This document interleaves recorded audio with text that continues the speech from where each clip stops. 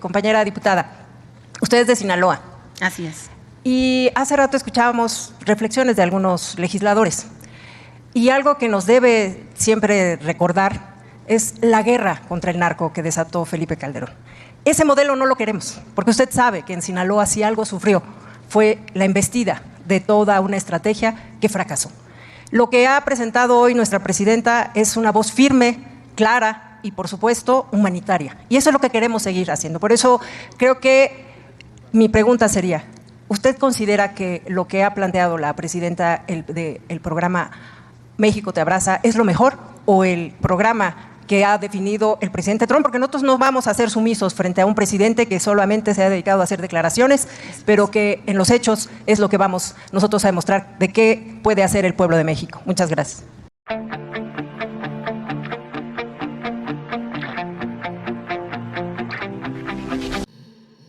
Vamos a ir a la comisión permanente porque hay una sesión hoy 21 de enero del 2025. Vamos a escuchar cómo el presidente de la mesa directiva del Senado de México, Fernández Noroña, hace un llamado al pueblo de México y principalmente a la oposición.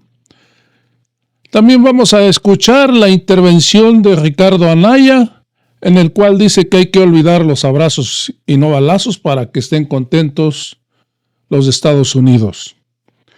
Vamos a escuchar también la diputada de Morena, amigos y amigas, donde les recuerda que no queremos esa guerra como la de Felipe Calderón y que el pueblo de México y el gobierno no se van a someter a los caprichos de Donald Trump. Amigos, vamos a ir a esta sesión.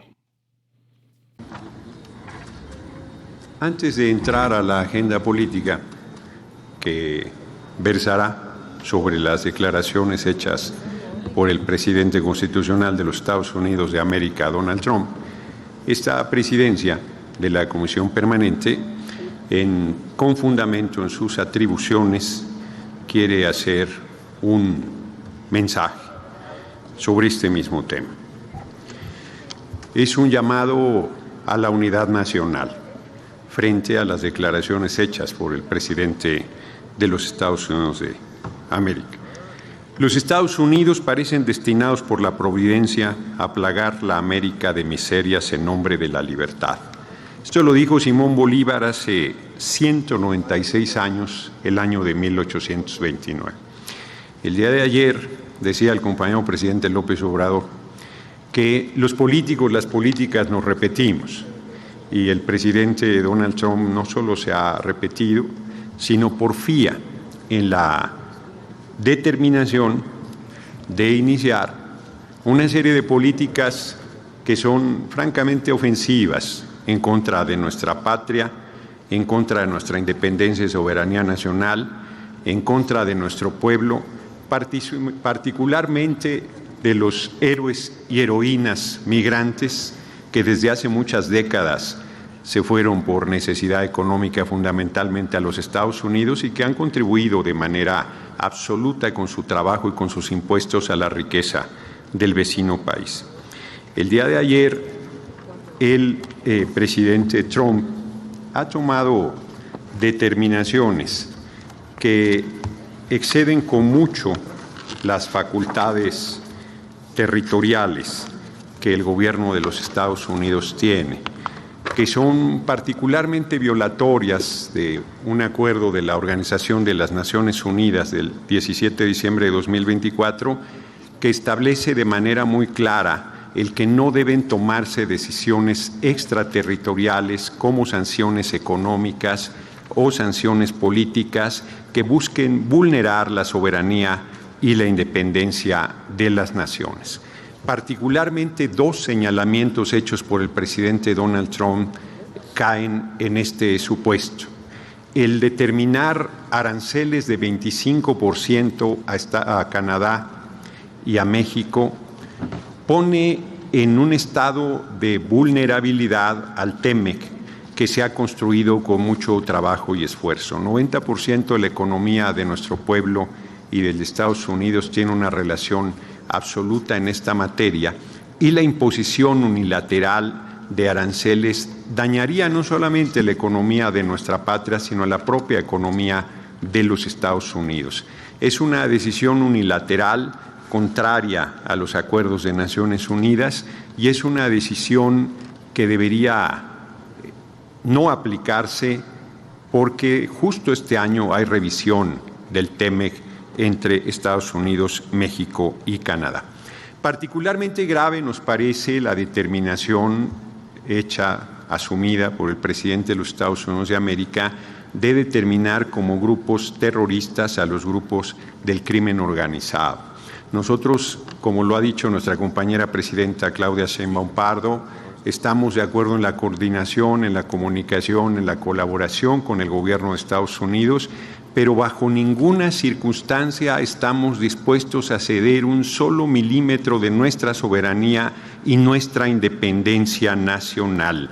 Respaldamos plenamente a la presidenta Claudia Sheinbaum Pardo en su firme defensa de la independencia y la soberanía, en su firme defensa del pueblo de México y en su firme defensa del pueblo migrante. Celebramos en especial el programa México te abraza, que plantea un amplio abanico de derechos constitucionales y de programas sociales y de apoyos económicos con que los migrantes serán apoyados y recibidos ante la situación de expulsiones que empiezan a darse desde hoy desde los Estados Unidos. Manifestamos nuestra preocupación por la determinación de salir del Acuerdo de París, que pone nuevamente en un estado de enorme vulnerabilidad al medio ambiente y a la biodiversidad mundial. Nuestra preocupación por la determinación del presidente de los Estados Unidos de centrar en el petróleo todo el desarrollo y la actividad económica de su pueblo y de su patria. La determinación de establecer como una situación de emergencia nacional la frontera sur, que permitiría el atropello y la violación sistemática y flagrante de derechos humanos de migrantes de todos los países del mundo, particularmente migrantes mexicanos y mexicanas, dejando de lado que la migración es un derecho humano fundamental, y consideramos también con preocupación la salida del gobierno de Estados Unidos de la Organización Mundial de la Salud. Quiero reiterar nuestra determinación a nombre del Congreso mexicano de respaldar a nuestro gobierno encabezado por la compañera presidenta Claudia Sheinbaum Pardo en este momento tan delicado. Insistir en que el Golfo de México se ha llamado así por siglos antes del gobierno del presidente Trump, seguirá llamándose así durante su gobierno y seguirá el gobierno del presidente Donald Trump, y el Golfo de México seguirá siendo Golfo de México, y México seguirá siendo una nación independiente y soberana, y nuestro pueblo seguirá saliendo adelante como lo ha hecho en diversos momentos frente a adversidades muy diversas a lo largo de la historia. Cierro con un llamado particularmente a la oposición a construir este acuerdo nacional y esta coincidencia en la defensa de nuestro pueblo, de nuestra independencia y de nuestra soberanía. Larga vida al pueblo de México, larga vida a los migrantes, héroes y heroínas de nuestra patria, larga vida a nuestra independencia y soberanía nacional, y nuestra apuesta absoluta a fortalecer el liderazgo de nuestra compañera presidenta Claudia Sheinbaum Pardo con este acuerdo de unidad nacional. Muchas gracias por su atención, compañeras y compañeros. El uso de la palabra ahora el senador Ricardo Anaya Cortés, a nombre del Grupo Parlamentario del Partido Acción Nacional, hasta por 5 minutos.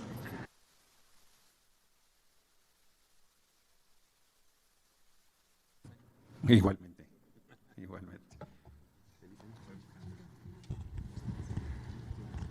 Con el permiso de la presidencia, nosotros queremos fijar nuestra posición respecto del nuevo gobierno de Estados Unidos, enfatizando 3 puntos.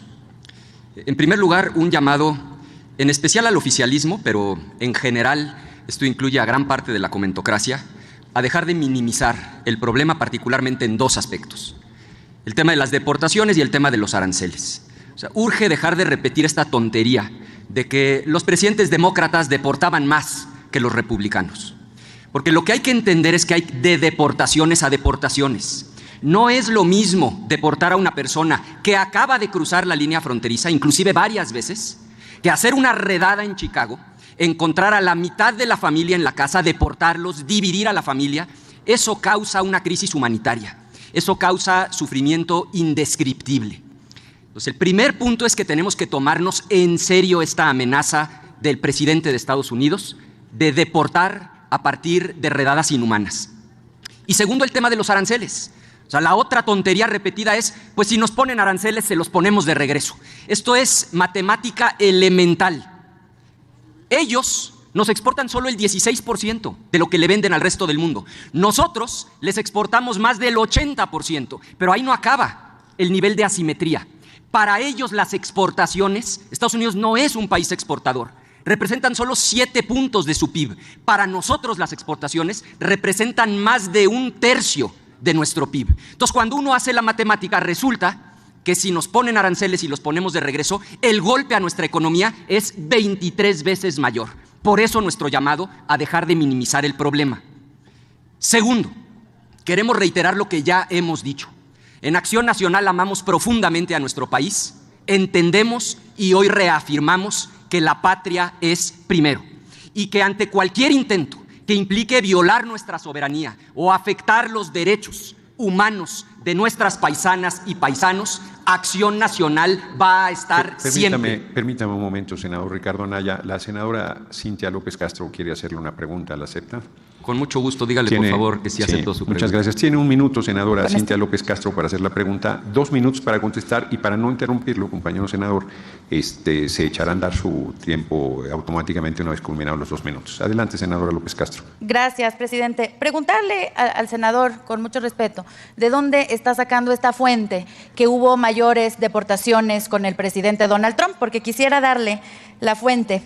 Con el presidente Biden hubo 891,000 deportaciones, con Trump hubo 766,000, es decir, casi 200,000 menos. Con Obama, con el presidente Obama, hubo 1,845,000 deportaciones. Y con Bush en el periodo de 2005 a 2009 hubo aproximadamente 2 millones. Entonces, quería preguntarle, senador, ¿de dónde tiene esta fuente? Porque en los datos históricos de deportaciones no es, y no es por minimizar, pero tampoco que den datos que no son, no es con Donald Trump cuando fue el mayor número de deportaciones. Si nos vamos a la historia, es con el presidente Bush, y con Joe Biden fue mucho más deportaciones que en el cuatrienio de Donald Trump. Gracias. Sí, adelante, senador. Yo a usted la respeto mucho, senadora. Lamento que no haya escuchado lo que dije, porque lo que dije es exactamente lo contrario de lo que usted acaba de afirmar que yo planteé. Pero me da usted la oportunidad de repetirlo. Yo sostengo que abandonen ese discurso, dejen de repetir que con los demócratas, particularmente con Obama, con el propio Biden, hubo más deportaciones. ¿Por qué pido que lo dejen de repetir? Porque aunque numéricamente es cierto, conozco perfectamente bien las cifras, lo que les pido que comprendan es que hay de deportaciones a deportaciones. Efectivamente, en algunos gobiernos demócratas, incluyendo el de Obama, incluyendo el de Biden, numéricamente hubo más deportaciones, pero en muchos casos es una misma persona deportada varias veces, minutos después de haber cruzado la línea fronteriza. Aquí el problema es que lo que Trump está planteando es de otro orden de magnitud. Lo que él está planteando son redadas en colonias de Los Ángeles, en colonias de Chicago. Eso no es un asunto solo de números, es que llegar a tocar la puerta de una casa y sacar a los que en ese momento estaban ahí implica, en algunos casos, separar a una familia para siempre. Quienes son de la frontera conocen estos casos, porque cuando el menor no estaba en ese momento en la casa, la decisión que tienen que tomar los padres deportados es ¿qué hacemos? ¿Nos traemos a nuestro hijo, que ni español habla, porque nos lo llevamos cuando tenía 1 año? ¿O lo dejamos allá con la tía a la que no deportaron? Esa es la tragedia detrás de las redadas. Por eso nuestro llamado a que dejen de leer esas cifras que engañan y se tomen en serio la amenaza de Trump de hacer redadas y deportar a nuestros connacionales. A eso es a lo que me refería. Y el tercer punto que quiero subrayar. En toda crisis, por grande que sea, hay oportunidad. y que nadie minimice esta crisis, porque en términos de relación bilateral, esta es la crisis más importante probablemente en el último siglo.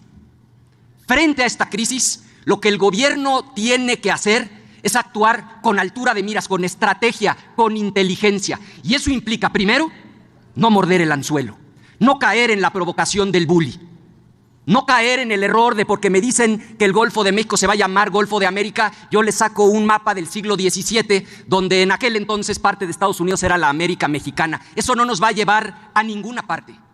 Lo que tenemos que hacer... Permítame un segundo, senador Anaya. El diputado Vázquez Agüed quiere hacerle una pregunta, entiendo. Es correcto, así? para formularle una pregunta. Sí, ¿la acepta, senador Anaya? Dígale, por favor, que sí acepto. Gracias. Tiene un minuto para responder, para preguntar, senador Vázquez Agüed, y reitero y pido a los compañeros del tiempo que así se haga, para no interrumpir al orador, que una vez terminados sus 2 minutos para la respuesta, se eche a andar automáticamente el tiempo que le sobra. Adelante, diputado. Gracias, presidente. Comenta, senador Ricardo Anaya, que en medio de una crisis siempre deben surgir y buscarse las oportunidades. Y me gustaría preguntarle, pedirle si puede ampliar un poco esta idea y si decirnos en esta crisis que está viviendo México en este momento histórico con la llegada de Donald Trump a la presidencia de Estados Unidos, ¿qué oportunidades son las que podríamos construir y buscar para México? Gracias. Adelante. Con mucho gusto, diputado. Por supuesto, sin minimizar la crisis, reconociendo que es probablemente la crisis bilateral más importante del último siglo, pongo sobre la mesa 2 oportunidades que implican estrategia, que implican altura de miras, que implican planeación. La primera, México debe poner sobre la mesa el plan más ambicioso de permisos de trabajo y de visas de trabajo en la historia de la relación bilateral, porque todos sabemos que Estados Unidos y su economía necesitan de las y los trabajadores mexicanos. Y también todas y todos sabemos que nuestras y nuestros paisanos preferirían poder migrar de manera segura y ordenada, ganar dinero y poder sostener a sus familias con la tranquilidad de que podrán regresar con la misma seguridad y con el mismo orden a sus comunidades de origen. Lo que México tiene que hacer es poner sobre la mesa, doblar la apuesta con un planteamiento audaz. Y segundo, y el más importante, en materia de seguridad. Así como tenemos firmado un tratado de libre comercio que incluya a Estados Unidos y Canadá, con urgencia pongamos ya sobre la mesa un tratado con la misma formalidad, igual de robusto, pero en materia de seguridad. Nada más que eso implica que el gobierno de la 4T deje a un lado esta absurda idea de los abrazos no balazos. Implica asumir con fuerza y con determinación que vamos a combatir a las organizaciones criminales, que ese tratado plantee con claridad que rechazamos cualquier intervención unilateral, cualquier violación a nuestra soberanía, que en tono de cooperación, de colaboración y de acuerdo sumemos todas las capacidades del Estado mexicano y todas las capacidades del Estado americano para resolver un problema común, para pegarle al crimen organizado donde más le duele, en su operación y en sus finanzas, porque este es un problema compartido. Es cierto, mueren 200,000 en Estados Unidos al año por sobredosis. Nada más que aquí en México tenemos por el orden de 30,000 homicidios violentos todos los años, en su mayoría relacionados con el crimen organizado. Es cierto que las armas vienen de Estados Unidos a México, pero también es cierto que gran parte de la droga cruza de México a Estados Unidos. Los dólares que financian a estas organizaciones criminales provienen de Estados Unidos. Es un problema que solo podremos resolver juntos. Yo se los digo con franqueza, no entiendo por qué les molesta que nos hagan un planteamiento que implica que hagamos algo que de cualquier manera es nuestra responsabilidad, como lo es combatir al crimen organizado. Pongámosle orden, pongámosle estructura, rechacemos cualquier violación a nuestra soberanía, pero entrémosle de lleno, dejando atrás el disparate de los abrazos no balazos, sumemos esfuerzos y pongamos sobre la mesa firmar un tratado con la misma formalidad del tratado comercial que ya tenemos signado. Termino como empecé. Lo tenemos muy claro. La patria es primero. No va a ser con bravuconerías como vamos a enfrentar al bully, ahora presidente de Estados Unidos. Va a ser con inteligencia, va a ser con determinación y va a ser con altura de miras. Es cuanto. Gracias, senadora Anaya. El uso de la palabra, la diputada Danisa Magdalena Flores Ojeda, del Grupo Parlamentario de Morena, hasta por 2 minutos y medio.